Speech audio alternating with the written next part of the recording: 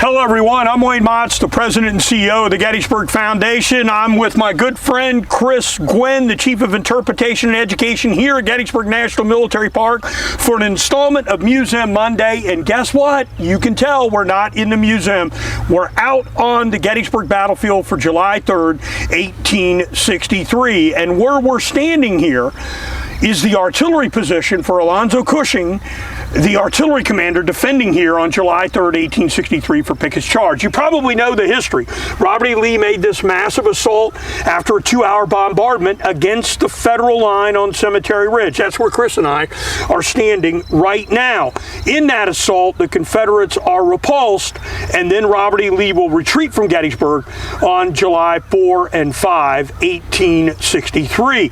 Now, at the same time, something else is going on, and it's going to be one of the turning points, like here, of the American Civil War. Chris, why don't you tell us a little bit about that? Thanks, Wayne. Absolutely right. So, for the Union Army of the Potomac, the Battle of Gettysburg is a decisive victory, and it's often regarded as the turning point in the American Civil War.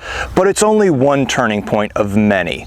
If we were to look 1,000 miles to our west, across the Appalachian Mountains to the banks of the Mississippi River, at the same time the Gettysburg campaign is unfolding here, the armies of U.S. Grant are besieging and encircling Vicksburg, Mississippi, the last Confederate stronghold on the Mississippi River. And with that city in Union hands, the length of the Mississippi is now controlled by the armies and navies of the United States. On July 4th, 1863, at the same time that Robert E. Lee is beginning his slow retreat back to the Potomac, the Confederate defenders of Vicksburg, led by John C. Pemberton, will surrender to Ulysses S. Grant.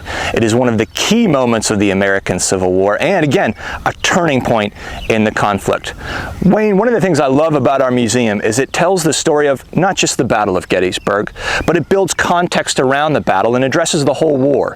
One of the, I think, really great artifacts we have in our collection is a newspaper printed in Vicksburg during the siege. The citizens of Vicksburg were low on supplies, low on food, and you'll notice that this newspaper is actually printed on wallpaper, a testament to how beleaguered and how bad off these citizens of Vicksburg were at the height of the siege.